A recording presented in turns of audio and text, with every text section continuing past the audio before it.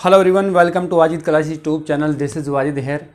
Dear students, आज की इस वीडियो में आपको सिखाने वाला हूँ एम्फेटिक सेंटेंस। यहाँ बच्चों ज़ोरदार वाक्य, जैसे मैंने कहा मैं पढ़ता तो हूँ, मैंने कहा वह स्कूल जाता तो है, वह स्कूल जाता ही तो है, वह पढ़ता ही तो है। ज़ोरदार वाक्य कौन से होते हैं? जब हम सेंटेंस के अंदर किसी बात को बोलने में जोर देते हैं, जब हम एम्फेसाइज करते हैं, तो ऐसे सेंटेंस को भी कहा जाता है एम्फेटिक सेंटेंस, जोरदार वाक्य।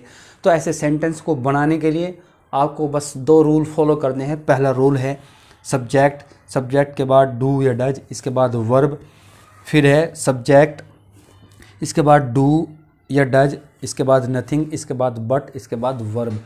अगर आप सेंटेंस के अंदर कम जोर दे रहे हैं किसी बात पर तो आप बोलेंगे सब्जेक्ट के बाद डू डज, इसके बाद वर्ब। लेकिन अगर आप अधिक जोर दे रहे हैं तो आप बोलेंगे सब्जेक्ट डू डज, इसके बाद नथिंग, इसके बाद बट और इसके बाद वर्ब। जैसे मैंने कहा मैं पढ़ता तो हूँ।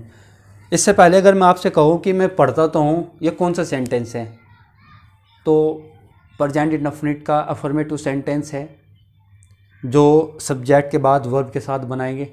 लेकिन मैं पढ़ता तो हूँ, इसका मतलब क्या है? तो क्या, तो ही क्या हुआ कि सेंटेंस में हमने जोर दिया, इस सेंटेंस को हमने एम्फेसाइज किया। इसके बाद मैं स्कूल जाता तो हूँ, यहाँ भी तो आ रहा है।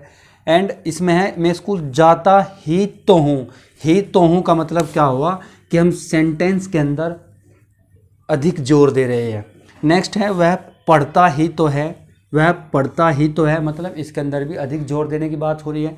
और तो बच्चों, अगर सेंटेंस में केवल तो है, जैसे वह पढ़ता तो है, तो आप बनाएंगे सब्जेक्ट डू डज, इसके बाद वर्ब। लेकिन अगर तो ही आ गया तो आप बनाओगे सेकंड नियम के हिसाब से नथिंग के साथ में। तो पहला सेंटेंस लेते हैं, जैसे मैंने कहा मैं पढ़ता तो हूँ, तो आई। अगर आपका सब्जेक्ट सिंगुलर है तो आप लगाएंगे सब्जेक्ट के बाद डज। अगर आपका सब्जेक्ट प्लूरल है तो आप लगाएंगे सब्जेक्ट के बाद डू। तो मैंने कहा मैं पढ़ता तो हूँ, तो I do read, I do read, में पढ़ता तो हूँ। नेक्स्ट है वह स्कूल जाता तो है, तो ही, इसके बाद does, he does go to school, वह स्कूल जाता तो है।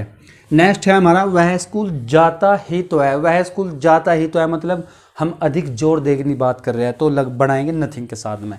तो ही, पहले सब्जेक्ट ही, इसके बाद डज, ही डज, इसके बाद nothing, he does nothing, he does nothing, इसके बाद बट, इसके बाद वर्ब, मतलब he does nothing but go to school, वह स्कूल जाता ही तो है। वह पढ़ता ही तो है, तो ही डज नथिंग,